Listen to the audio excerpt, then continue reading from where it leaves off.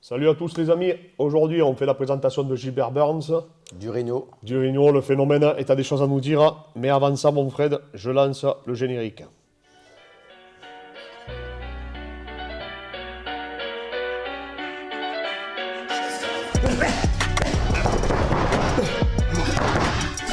Je m'appelle Clément Marcoux.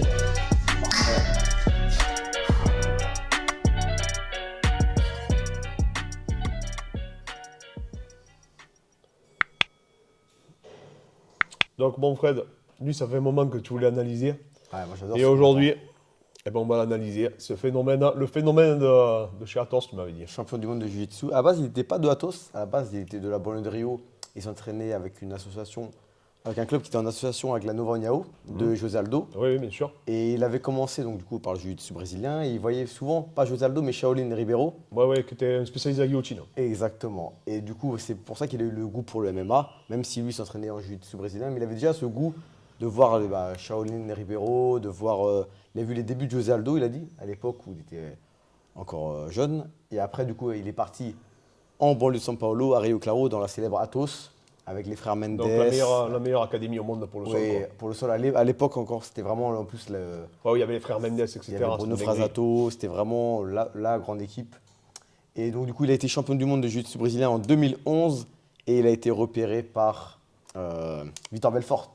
D'accord. Du coup, c'est Vitor Belfort qui l'a coaché pour ses premiers combats, qui l'a pris sous son aile. Et c'était André Galvao qui avait dit il avait dit à Vitor Belfort, c'est un mini Jacare. Je veux en faire un mini Jacare. Et donc, du coup, Vitor Belfort l'a pris sous son aile parce qu'il avait un style très lutte, c'est un peu la Jacare, Ouais, très ouais, lutte, très passage de offensif, garde. très passage de garde.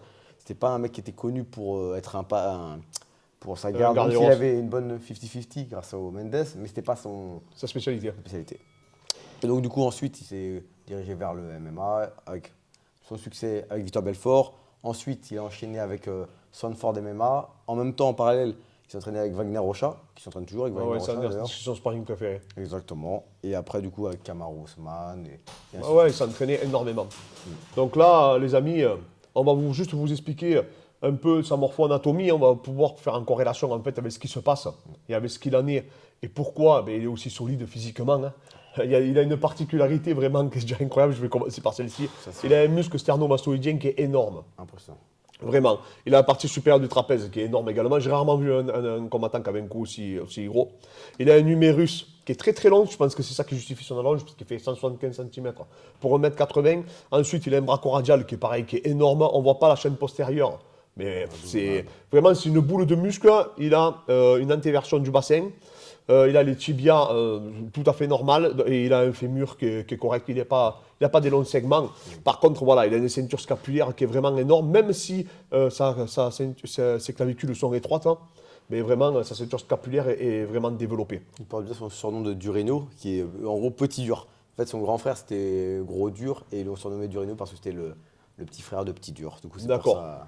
Non, non, mais vraiment un athlète qui est hors norme, qui a des qualités athlétiques hors du commun, très explosif, très puissant, un bras arrière vraiment Très puissant, ouais, c'est- ultra puissant. Il a un crochet large du droit qui est vraiment impressionnant. Hein. Il a mis beaucoup KO, de beaucoup de KO. Il a même d'ailleurs touché Kamaru Usman. Oui. Vraiment, Gilbert Burns, c'est vraiment un monstre de puissance. Et surtout, il a aucun complexe, que ce soit en lutte ou au sol, Au sol.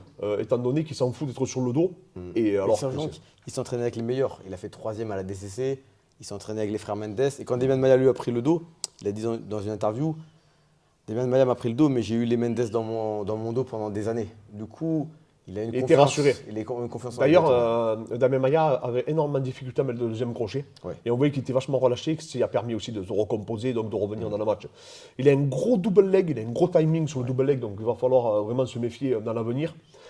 Tu me disais que pour Kamzat, il avait fait venir 2 Russes. 2 Russes, ouais. Il a dit récemment qu'il a fait venir 2 Russes et qu'il disait que maintenant, il privilégie les mêmes profils Que ses adversaires. Il disait que s'il devait s'entraîner pour Sean Brady, il prendrait des petits trapus.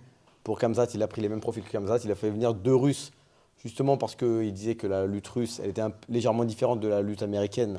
Enfin, le style des Russes dans la lutte était légèrement différent. Donc du coup, il a fait venir ces 2 Russes à Sanford MMA. Et donc, il a toujours eu quand même une intelligence d'entraînement. Chez Athos, il drillait énormément. Après, quand il avait été chez Wagner Rocha, il a quand même pris le temps, quand même, parce que c'était à 1 heure de chez lui, hein, Wagner Rocha. Ouais, ouais. Et il prenait 1 heure de route pour y aller, 1 heure retour, en plus de chez Sanford MMA.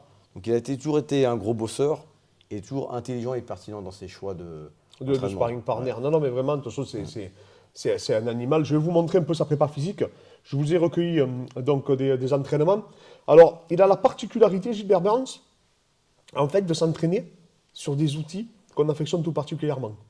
En fait, il a vraiment une approche, son préparateur, très scientifique. Ouais. Et surtout, s'entraîne vraiment avec des machines dernier cri. Oui. Même des machines qu'on ne voit pas. Là, on le voyait tout à l'heure, il avait une machine très spécifique pour l'explosivité. Ouais. Il a un Kaiser comme nous, aussi, mais l'ancienne génération. Bon, il travaille avec Slade, etc. Mais vraiment, il a une approche. Et vous allez voir, il travaille sur un outil. Voilà, c'est cet outil qu'on voit à l'image. Et en fait, c'est comme un tapis de course, sauf que c'est fait pour le football US à la base. Et tu fais des plaquages, tu continues à avancer, etc. Là, on le voit. Son préparateur, en plus, il le tient. Non, vraiment, c'est une salle de préparation physique là où ils sont. Les derniers cris, vraiment, avec du matos qu'on voit quasiment nulle part, mis à part un peu en football US. Hein. Mais vraiment super bien équipé. À un moment, il a filmé, tu sais, dans une vidéo, on voit la structure. Il a vraiment des outils de très haute qualité et surtout technologiquement assez avancés. C'est pas quelqu'un qui fait que de la kettlebell ou que de l'haltéro ou que des circuits training. Ça change des combattants classiques. On voit leur circuit classique, soulevé de terre, squat, traction. Lui, il change vraiment de l'ordinaire des circuits classiques qu'on voit habituellement. Et en plus, il utilise une préparatrice mentale. Et il avoue dans une interview que ça lui a fait énormément de bien. Il dit qu'après sa défaite contre Prazeres, il avait besoin de se refaire. Oui, parce que des fois, son fight IQ laissait à désirer, c'est-à-dire qu'il faisait les mauvais choix dans les combats. Oui, parce que des fois, en fait, il disait qu'il avait trop confiance en sa droite, comme elle était puissante. Il en oubliait un peu d'où il venait. Et on voit que contre Stephen Thompson, il ne s'est pas pris pour un boxeur. Ou même contre Woodley, hein. Il a touché et après, à un moment, il l'a amené au sol, quand il a pu, il a contrôlé. Donc, vraiment, un athlète qui est hors norme. Franchement, rien à dire. Burns, en tout cas, moi, il ne m'avait pas faux. C'est quelqu'un qui a une grosse charge d'entraînement aussi. Ça, il faut le savoir. Il faut savoir qu'à Athos, il s'entraînait 3 à 4 fois par jour. Ouais, et apparemment, il dit qu'il a conservé une charge d'entraînement qui est considérable. Kamzat s'entraîne beaucoup, mais Burns s'entraîne énormément. 1 heure de route pour s'entraîner avec Wagner Rocha. Quand tu es champion du monde, accepter de faire 1 heure de route pour s'entraîner avec quelqu'un. Il dit que c'est le meilleur sparring qu'il peut trouver. Ouais, exactement. Et en plus, ce qui me fait peur, c'est qu'il a vraiment le même profil physique, un peu Wagner Rocha que Kamzat. Oui, c'est un peu longiligne, il y avait des longs segments en pierre avec apparemment. Un jeu sale au sol. Il y a un jeu sale très méchant. Il dit qu'il a eu 5 mois pour se préparer au Kamzat. Donc voilà, mais en tout cas, très intelligent, il a fait venir des Russes, il a fait venir d'autres adversaires. Et pour ceux qui pensent que c'est un ancien lightweight, du coup, Kamzat est énorme. Mais il est énorme. Voilà, exactement, c'est ce qu'il disait, Gilbert Burns. Il disait qu'il n'arrivait plus à faire le poids en lightweight et qu'il pourrait encore faire le poids, mais il ne pourrait plus combattre. C'est trop dur au niveau. Ouais, parce qu'il dit qu'il pèse. Moi, j'ai vu des poids à plus de 90 kilos hein, pour lui aussi également. Il est énorme. Apparemment qu'il est vraiment, vraiment gros. Donc, merci encore à tous, les amis, pour votre force. N'hésitez pas à vous abonner. N'hésitez pas à nous soutenir. Je fais balancer le générique de fin. Et merci encore, les amis, pour votre soutien.